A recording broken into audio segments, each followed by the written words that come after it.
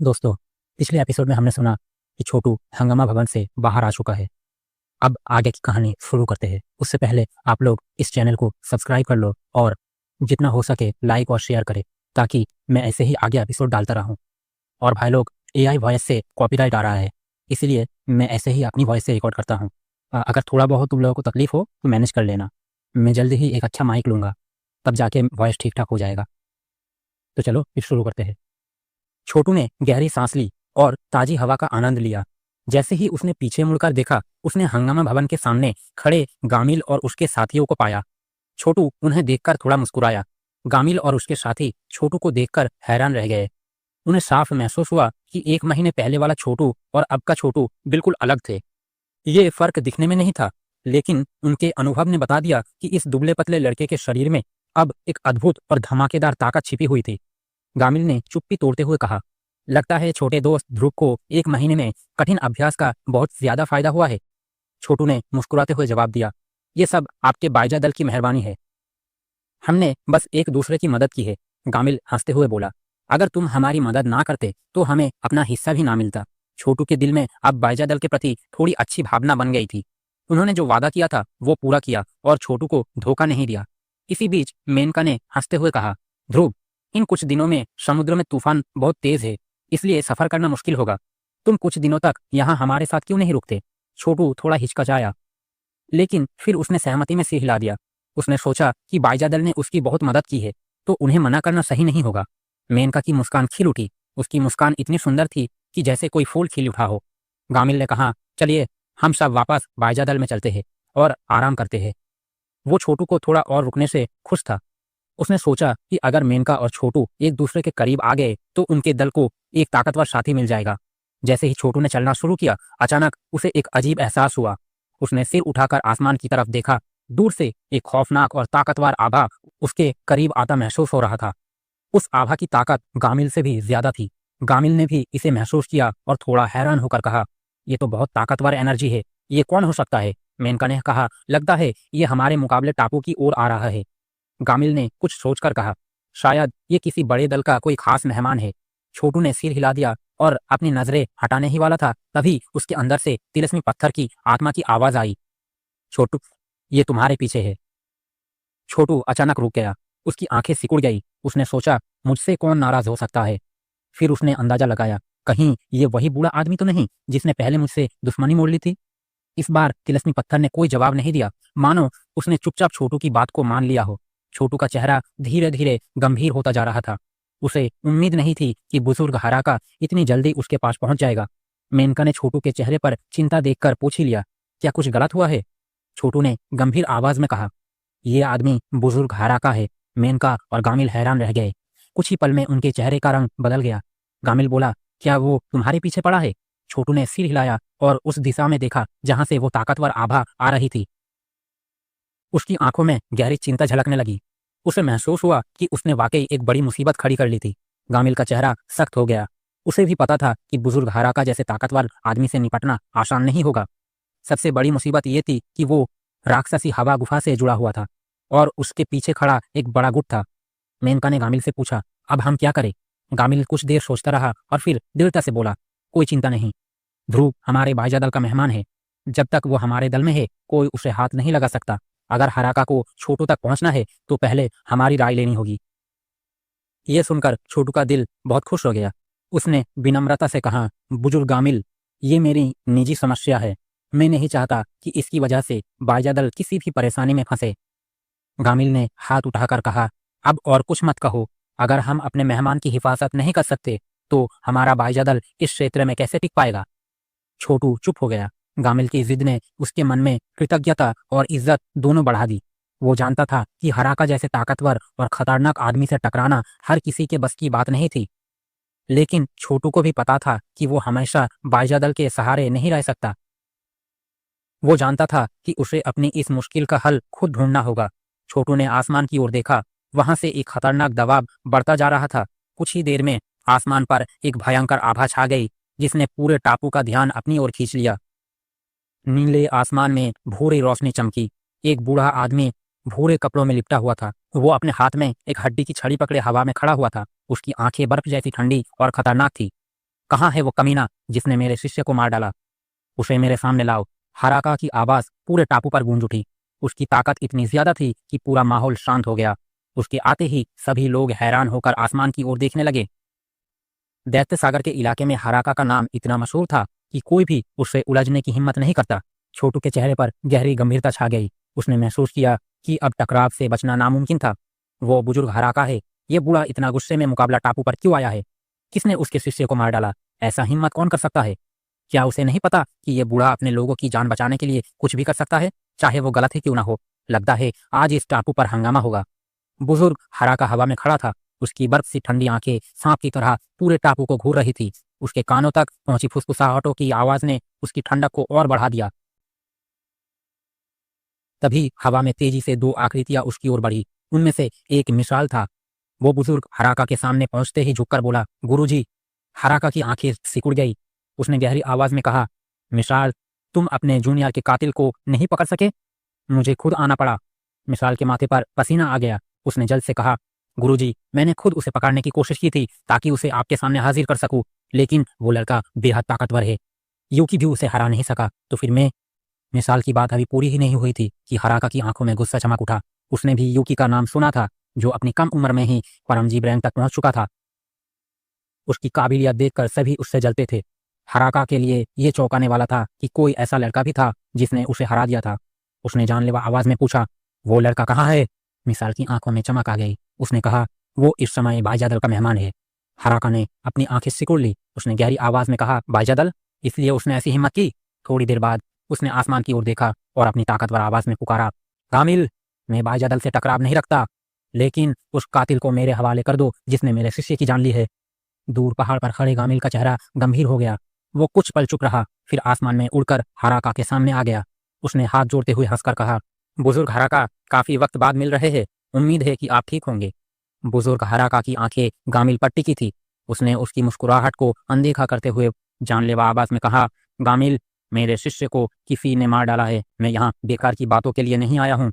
मिसाल, जो बगल में खड़ा था, जानलेवा हंसी हंसते हुए बोला, गामिल, तुम्हें ध्रुव को सौंप देना चाहिए। गामिल का चेहरा गंभीर हो गया। उसने भौंवे चढ़ाते हुए जवाब दिया, बुजुर्ग हराका, ध्रुव हमारे भाईजादल का मेहमान है।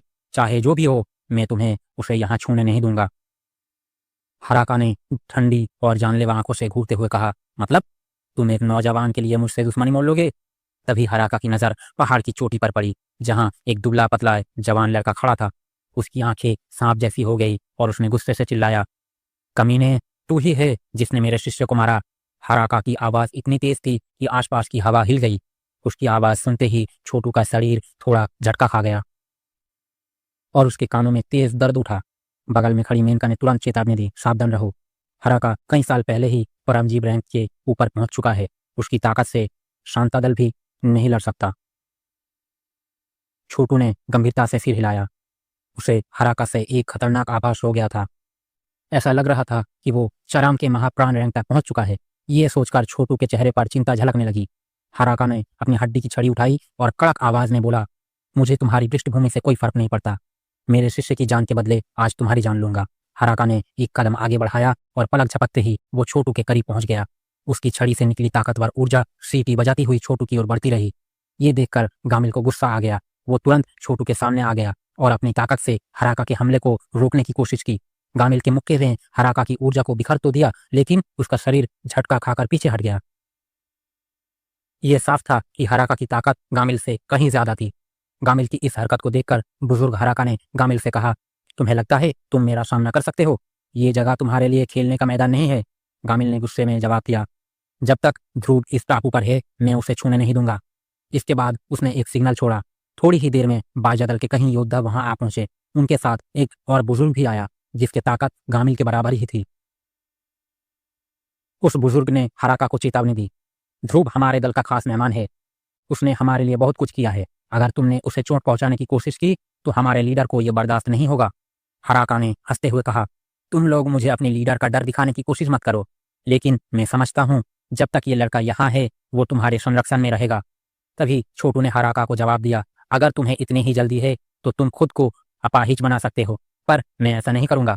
लड़के, तेरी जबान कुछ ज्यादा ही चलता है। हराका गुस्से में बोला, तेरे जैसे बच्चे मुझे चुनौती देंगे? आज बैजादल तुम्हारी रक्षा कर रहा है, इसलिए मैं तुम्हें छोड़ रहा हूँ, लेकिन याद रखना, इस टापू से बाहर कदम रखते ही मैं तुम्हें खत्म कर दूंगा। हराका के इन शब्दों ने छोटू के अंदर की बेरहमी को भी जगा दिया। उसने मन ही मन ठान लिया, इस बुड्ढे को जल्दी सबक सिखाना होगा, नहीं तो ये मेरा पीछा नहीं छोड़ेगा। बुजुर्ग हराका ने छोटू को घूरते हुए कहा, तुम बस यहाँ इस टापू पर छुपे रह सकते हो। अगर तुम में हिम्मत नहीं है तो यहीं रहकर अपनी बाकी की जिंदगी गुजार लो, और भागने की कोशिश मत करना। मैंने तुम्हारे शरीर में एक हड्डी की सील लगा दी है, ये तुम्हारी हड्डियों में गहराई तक समा चुकी है। तुम चाहे कहीं भी जाओ, मैं तुम्हें ढूंढ लूंगा। हराका ठहाका लगा के हंसते हुए बोला, जब मैंने कहा है कि तुम्हें खत्म कर दूंगा तो कोई भी तुम्हारी हिफाजत नहीं कर पाएगा। इसके बाद हराका मिसाल के साथ कबीले के इलाके में चला गया। हराका के जाने के बाद माहौल थोड़ा शांत हुआ। बायजादल के योद्धाओं के चेहरे पर चिंता साफ दिख रही थी।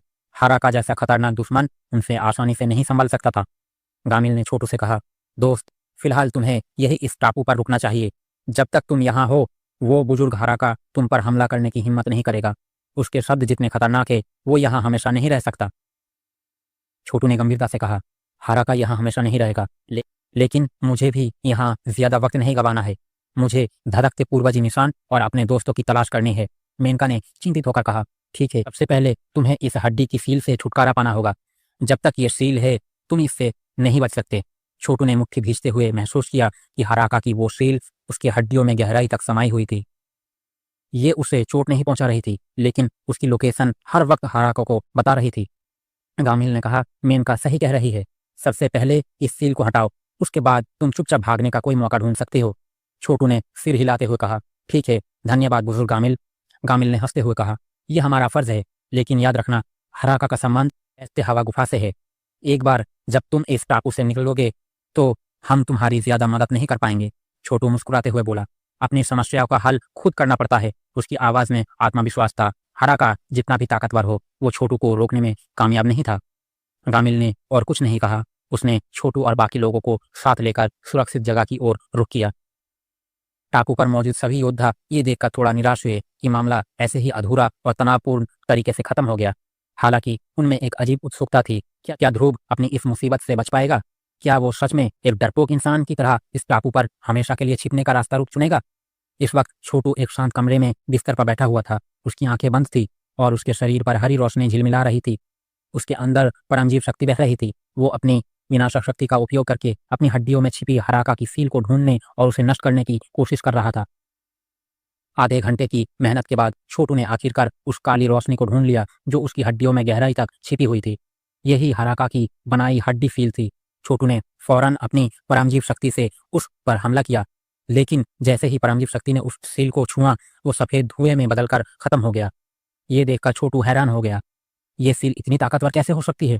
उसने मन ही मन सोचा।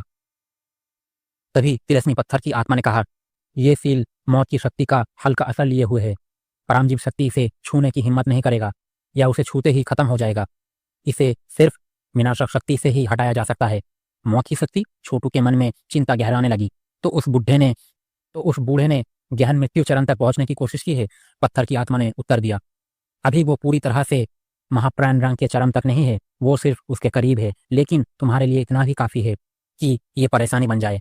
भले ही तुम्हारे पास विनाशक पूर्वज निशान हो, इस सील को हटाने में तुम कई दिन लगेंगे, लेकिन जैसे ही तुम इसे हटाओगे, हराका को इसका पता चल जाएगा, वो और सतर्क हो जाएगा। छोटू ने आंखें खोली। उसके चेहरे पर गंभीरता थी, लेकिन उसकी आंखों में आत्मविश्वास का भी चमक था। वो मजाक किया अंदाज में बोला, अगर वो बूढ़ा सोचता है कि मैं कमजोर हूँ और आसानी से हार मान लूंगा तो वो गलत है। हराका जैसा ताकतवर दुश्मन छोटू के लिए चुनौती जरूर था, लेकिन उसके पास कई हुक्म के इक्के थे। अगर उसने उन्हें सही वक्त पर इस्तेमाल किया तो हराका को पछताना पड़ेगा। तभी तिलस्मी पत्थर की आत्मा ने कहा, तुम्हारे पास एक ऐसा हथियार है जो उसे हरा सकता है, लेकिन तुम्हें उसकी सामग्री जुटाने की जरूरत है। वो क्या है? छोटू ने पूछा। तभी पत्थर की आत्मा ने कहा, जलते आसमान की कढ़ाई। जलते आसमान की कढ़ाई? हाँ, लेकिन ये तो बस एक अनहद खजाना है। इससे मैं उसे कितनी देर तक रोक पाऊंगा? छोटू ने शक भरी अंदाज में कहा।